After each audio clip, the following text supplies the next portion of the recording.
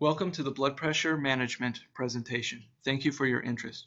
My name is Sean Kenny. I'm the Health and Wellness Manager for Advanced Care Wellness and GemCare.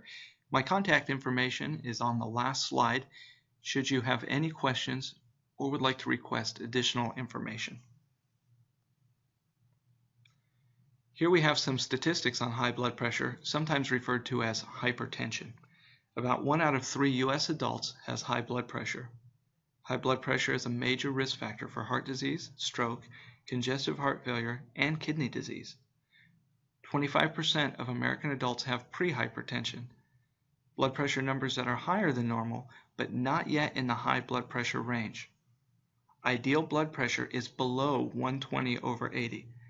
Hypertension is 140/90 or greater. But it can also be individualized, so always follow what your doctor recommends. The first step in controlling blood pressure is knowing your numbers. Because high blood pressure or hypertension is often referred to as a silent killer, oftentimes there are no symptoms. So you have two numbers, a systolic and diastolic. In this example, 120/80. 120 is your systolic. That number is higher because that is the peak pressure against the arterial walls when your heart contracts. The bottom number, 80, is lower because that's pressure in the arteries in between heartbeats when the heart is refilling with blood. And again, 140/90 is borderline hypertension.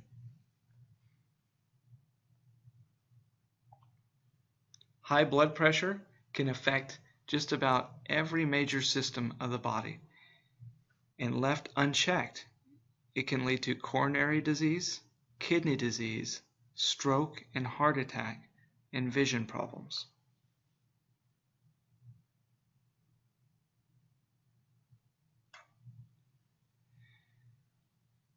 Some things you can do to improve your blood pressure include reducing dietary sodium or salt intake, reduce excess weight.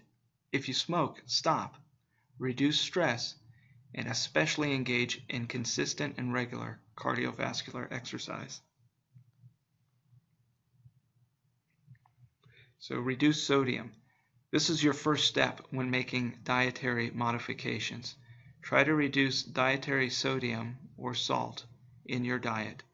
You can also use salt substitutes. Keep sodium below 1,500 milligrams per day, according to the American Heart Association. So this means you really have to read the food labels and monitor all the sodium that you're ingesting. To give you an idea of what the sodium looks like, a quarter teaspoon of salt is 600 milligrams of sodium. Watch processed and pre-packaged foods. Those tend to be high in sodium. Use salt substitutes, such as Mrs. Dash, or seasoning alternatives like lemon. And also sweat with cardio. People forget that when they sweat, that helps the body lose excess sodium. Another dietary modification includes ensuring you're getting plenty of fiber. Increase your fiber intake. It's recommended to ingest between 20 and 30 grams of fiber per day, but always check with your doctor. And if you're not currently eating a lot of fiber in the diet, do not suddenly increase to 20 to 30 grams per day. Slowly increase this amount, otherwise it can cause stomach upset.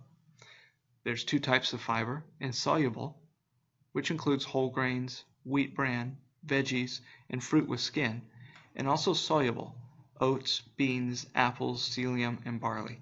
Try to get both kinds. And finally, make sure you're drinking plenty of water.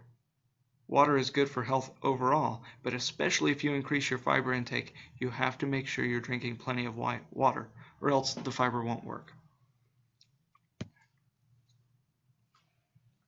Next is stress.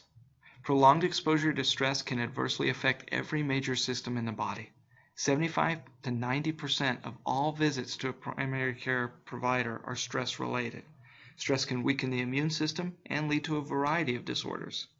Stress can increase blood pressure in a variety of ways, either via muscle tension or hormonal responses. There's a couple things you can do to reduce stress. And I really encourage you to contact us, as we do have a comprehensive stress management class available. And I would be happy to send you additional resources on that. But a few things you can do. Number one, you've got to identify your sources of stress. So it can be helpful to make a list. Make a list of all your stresses. And then you divide that list into what you can change and what you can't change. Because some stress you can change. Others you have to change how you respond. So change the stress you can. Examples can include better time management, finding a hobby or something you enjoy, adding exercise, avoiding negative people. There's a few things that you can change. For the stress that you can't change, at least not at the present moment, you can focus on things such as deep breathing, visualization, which is kind of taking a mental break from your problems to help you think more clearly, writing or journaling, and stretching, and especially cardiovascular exercise.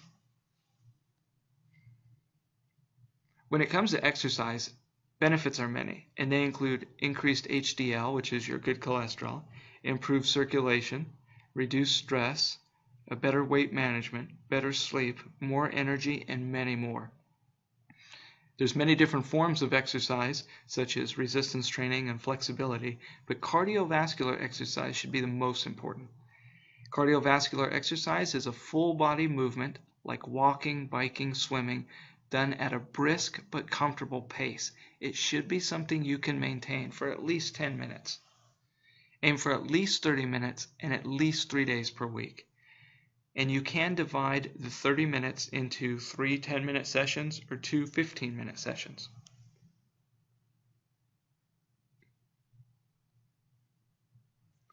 So in summary, even just making little changes in each area can have a huge impact.